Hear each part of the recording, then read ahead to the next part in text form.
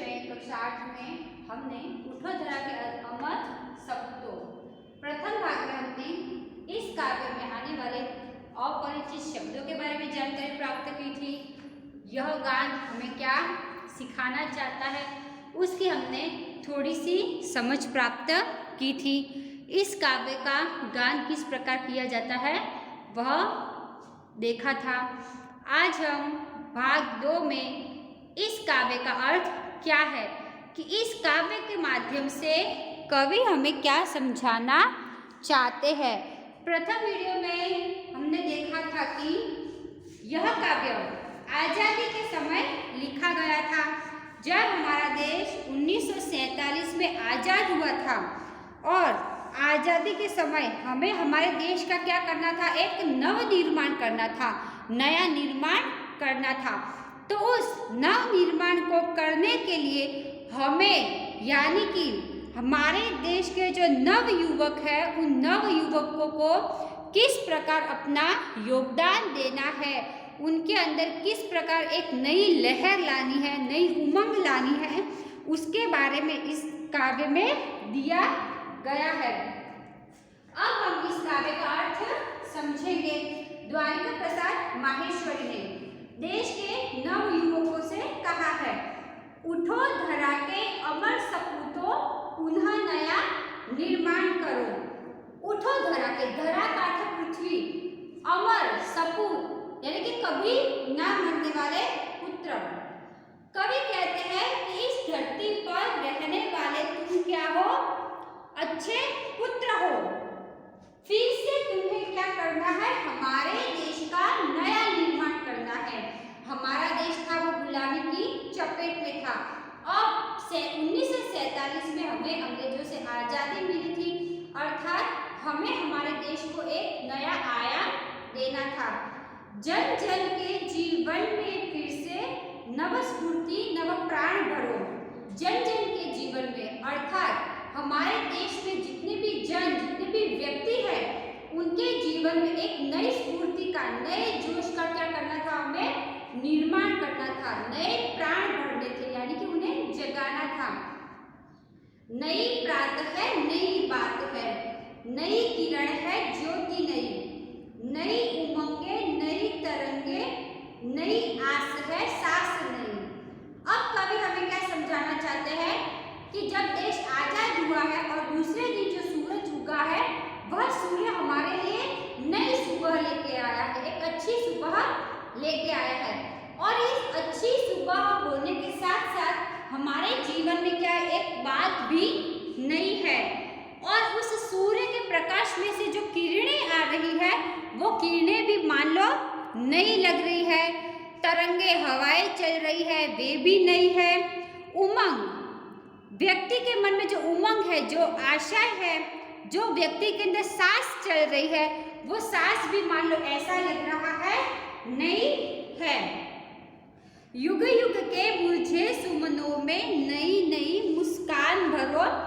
उठो धरा के अमर सपूतों पुनः नया निर्माण करो। युग युग, युग का अर्थ है ये जो संसार है, ये जो युग चल रहा है इसमें सुमन, सुमन का अर्थ होता है पुष्प, और हम इस संसार में रहने वाले क्या है, एक प्रकार से एक फूल है। जो फूल गुलामी के कारण क्या हो गए थे, मुरझा से गए थे। इन सारे मुरझाए हुए फूलों में हमें क्या करनी है, एक नई मुस्कान भरनी है। अर्थात जो व्यक्ति है, जो निवास करने वाले लोग हैं हमारे देश में वो एकदम क्या हो गए थे, गुलामी की वजह से मायूस हो गए थे।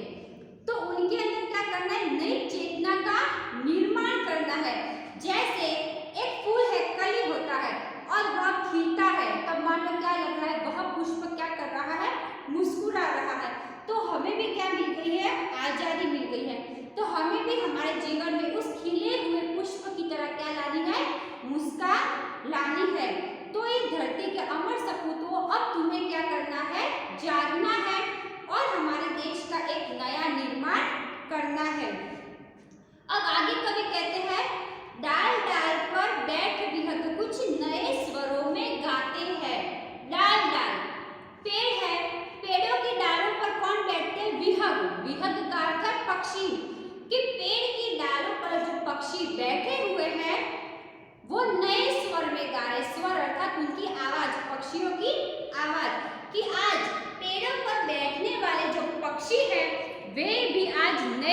स्वर में, नई राग में क्या कर रहे हैं, गाना गा रहे हैं। गुनगुन गुनगुन करते भौरे मस्त उधर मंडराते हैं।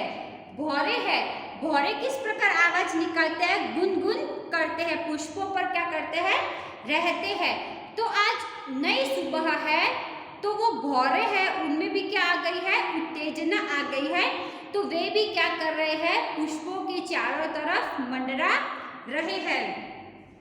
नवयुग की नूतन वीणा में नया राग नव गान भरो, उठो धरा के अमर सपूतों पुनः नया निर्माण करो। नवयुग, नवयुग का अर्थ है नया, नया युग।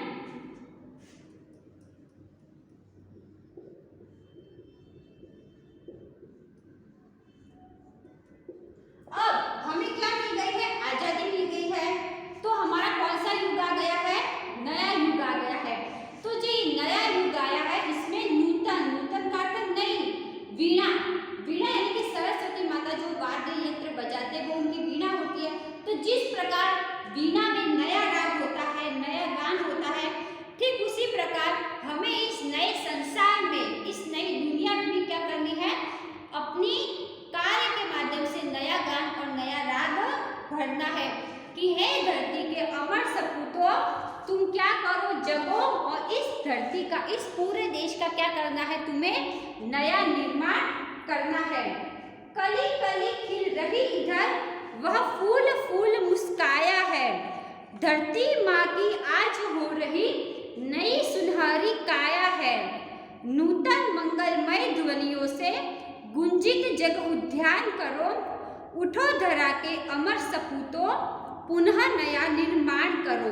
अब आगे कवि हमें क्या समझाना चाहता है कि जिस प्रकार नई दुनिया का निर्माण हुआ है तब उसमें खिलने वाली कलियां भी कैसी है, नई है।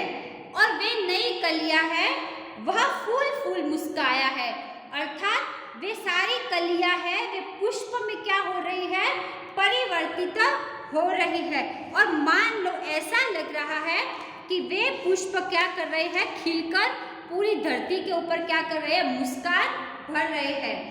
धरती माँ की आज हो रही नई सुनहरी काया है। जैसे हम नए कपड़े पहनते हैं तो हमारी काया, हमारा शरीर क्या लगता है, बहुत ही सुंदर लगता है। तो ठीक उसी प्रकार जो बंजर धरती थी, आज तक किसी और की गुलाम थी, आज वह क्या प्राप्त कर चुकी है, आजादी प्राप्त कर चुकी है। तो उस धरती पर खिलने वाला जो फूल है वह फूल भी क्या कर रहा है, मुस्कुरा रहा है। और जो हमारी धरती माता है, धरती माता की जो काया है, काया का अर्थ है धरती माँ का जो शरीर, वो भी आज कैसा लग रहा है, सुनहरा लग रहा है। क्यों सुनहरा लग रहा है, क्योंकि इस धरती पर अलग अलग प्रकार के क्या खिल रहे हैं, फूल खिल रहे हैं। नूतन मंगलमय ध्वनियों से गुंजित जग उद्यान करो। नूतन मंगलमय, नई वाणी के माध्यम से, नई ध्वनि के माध्यम से इस जग उद्यान, जग उद्यान का अर्थ है संसार रूपी बगीचा, इस संसार रूपी बगीचे को हमें क्या करना है, गुंजित करना है।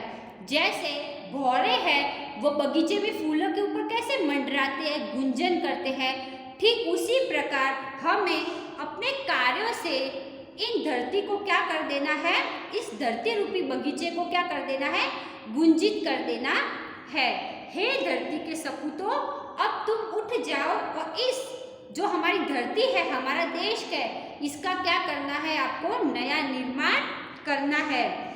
सरस्वती का पावन मंदिर शुभ संपत्ति तुम्हारी है, तुम में से हर बालक इसका रक्षक और पुजारी है। शत शत दीपक जला ज्ञान के नवयुग का आह्वान करो, उठो धरा के अमर सपूतों पुनः नया निर्माण करो। अब आगे कभी हमें अंतिम शब्दों में क्या कहना चाह रहे हैं कि सरस्वती का जो पावन मंदिर है, सरस्वती देवी है वह कौन सी कहलाती है, ज्ञान की देवी कहलाती है। और उनका मंदिर कैसा है, पावन है। पावन का अर्थ होता है पवित्र, कि हमारे जो सरस्वती माता का मंदिर है वह कैसा है, पवित्र है। वहां से हमें क्या प्राप्त होता है, ज्ञान प्राप्त होता है। धन दौलत तो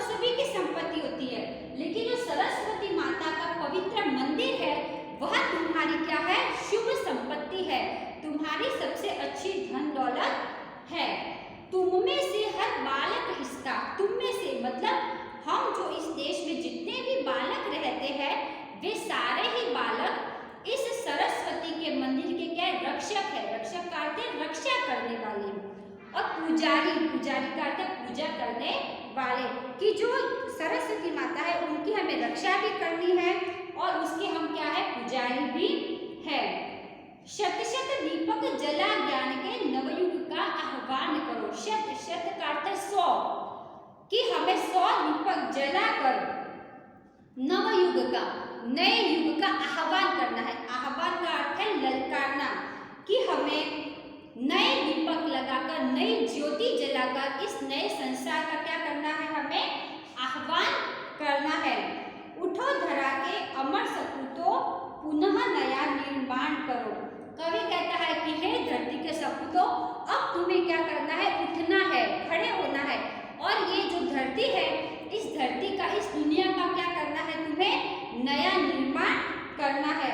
तो इस काव्य के माध्यम से कवि ने हमें समझाया है कि हमारी जो धरती है, जो गुलाम थी, वह आज़ादी की तरफ बढ़ गई है, और आज़ादी की तरफ बढ़ने के साथ साथ ही इस पे जो सूर्योदय है वह भी नया आ गया है, उसकी किरणें भी नई है, पक्षी भी नए स्वरों में गा रहे हैं, कलियां भी धरती पर इस तरह मुस्कुरा रही है कि धरती की जो काया है, धरती का जो शरीर है, वह भी क्या लग रहा है, बहुत ही सुंदर लग रहा है।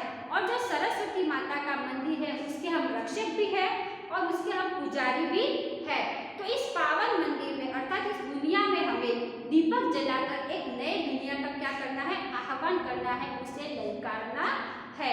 और ठीक इसी प्रकार ये सारे कार्य करते करते हमें हमारे देश का क्या करना है, नया निर्माण करना है। तो आज़ादी के समय कवि ने नवयुवकों को इस प्रकार समझाया था कि हमें किस प्रकार हमारी दुनिया को एक नया स्वरूप देना है। Thank you.